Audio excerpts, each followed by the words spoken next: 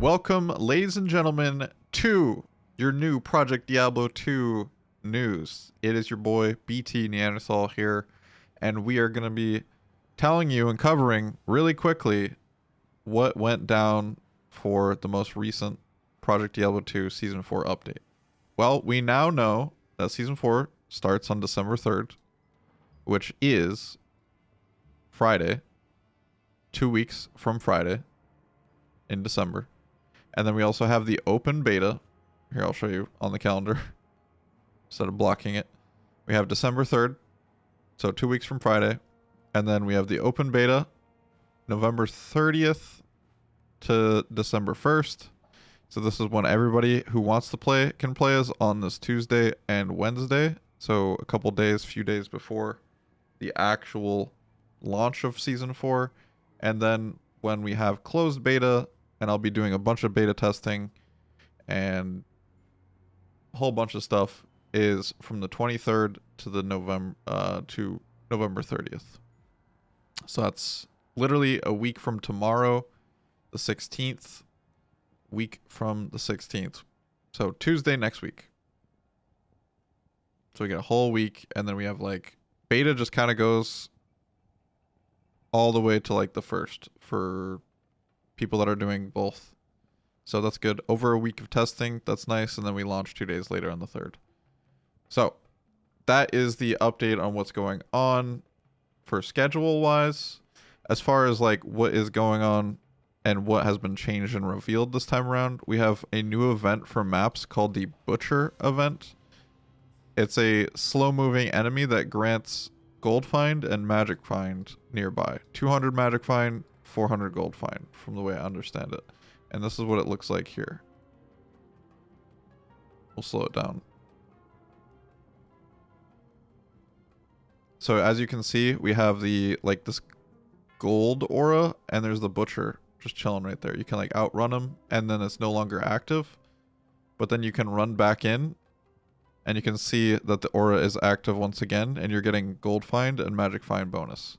Also, on top of this, there's actually a huge buff to like kicks in general, which includes things like, as you can see, he's actually doing pretty well with just kicks clearing this map. Like, it is just kicks, but like he's doing pretty solid. Like, watch this. Bam, taking them all out. And why is that? Because we have some changes here. Kicks now benefit from max damage, flat damage, as well as damage to undead and demons, critical and deadly strike. That is a massive buff to kicks to make them a lot more viable. In addition to that, we have Tiger Strike that now grants 20 and 40%, depending on the charge, with the second and third charge, more splash radius. Now this does include, let's see if we can find it. This does include things like other melee attacks. So say you get the bonuses from Tiger Strike, you also can get it on other things. Like say you're playing a Whirlwind Assassin, you can have that apply as well.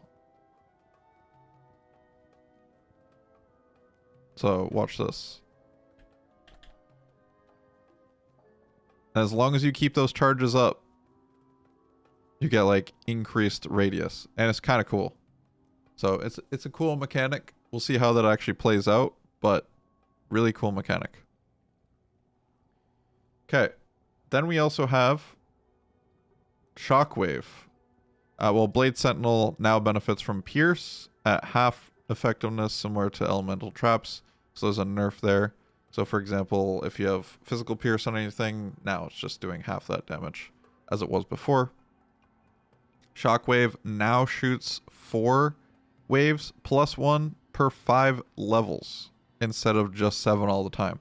What this does is, yes, it nerfs it earlier on, but later on you can get up to 14 waves at level 50. And just a quick show of what that looks like. That is a lot of Shockwave. So, and previously in season 3, I didn't think Shockwave was that bad damage wise. However, the AoE was tough. Like, I couldn't decide if it was the AoE or if it was just like the range of it. So he increased the AoE with plus skills by a drastic amount. Werebear now has 20% increased melee splash radius. That's just straight up to make up for its mobility deficit. And this also works with Beast. So if you have Werebear through another character, it also works there. It's not just Druid exclusive. Jewels can now be cubed with keys to create jewel fragments, which can stack up to 50 times. All you gotta do is just put a key in the cube. Little showcase. So you got a bunch of jewels. You open it up, put a key in the cube, bam. Now you can stack your jewels and then use them as if they were for crafting. So no longer need like so many millions of jewel mules for when you do crafting. Now it's just stackable up to 50 stacks. Huge quality life change. I'm happy you finally implemented it. I suggested this in season 1, but you finally got around to it. And they look kind of interesting. They're like little mashed jewels. It's kind of cool. All right. Then we have Holy Shield now has Smite Defiant synergies that add Smite damage. And it also scales level 22 plus. So this means basically Smite was pretty bad because Grief was changed and like Crushing Blow was nerfed and like a whole bunch of things. So Smite got itself in a pretty bad situation. So now he's giving Smite like flat damage. Imagine the Grief damage, but now it's just part of, you know, the Holy Shield and the Defiant synergies, and now you get that damage. So now you'll still be doing the same Crushing Blow nerf damage, but you'll also actually be able to do raw damage. So that is kind of cool. Fortitude now has a roll of 250 to 300 enhanced damage rather than just always being 200. We have Valkyrie, Decoy, Shadowmaster have their AI improved. A lot of the wasted like mechanics are no longer in there. We have Leap attack now reduces the durability for melee attacks. So now we can't abuse ethereal items anymore, unfortunately. But they also rolled damage per enemy instead of per leap. And this is pretty big because previously the first enemy's physical resist was used for all the enemies. So if you hit somebody with a huge amount of physical resist, then, you know, you were doing less damage in that scenario, or you were doing more damage. You know, it's just like really inconsistent is what it felt like. So hopefully this will bring some more consistency across the board. We'll see what happens.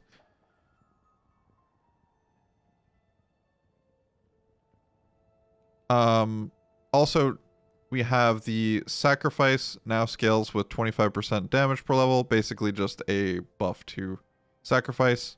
Teleport now has a 1 second penalty, or it has that 1 second penalty that it always has in PD2. However, they've made it less severe when you put hard points in. So previously you put 20 points into teleport and you'd have 30% damage reduced. Your damage was reduced by 30%.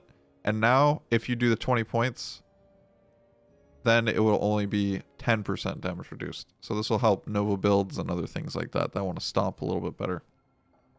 So it's less of a penalty when you invest in the teleport. Another thing really quick I just want to bring up about the jewels is that the jewels do get scrapped straight up. The jewels are scrapped straight up.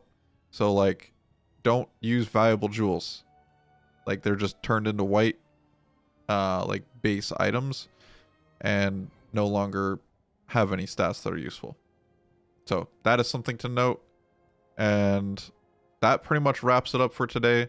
We have the closed beta coming up next Tuesday, like I said, and I'm very excited for all of this. We have the open beta coming up a week after that. and then the launch a couple days after that. So like things are gonna be rolling real fast. They'll be making that tier list again. We'll be pounding all that work out. So definitely go check out the stream if you haven't already. Subscribe, like the video, spread the news, all that good stuff. So thank you all for watching. You're all beasts.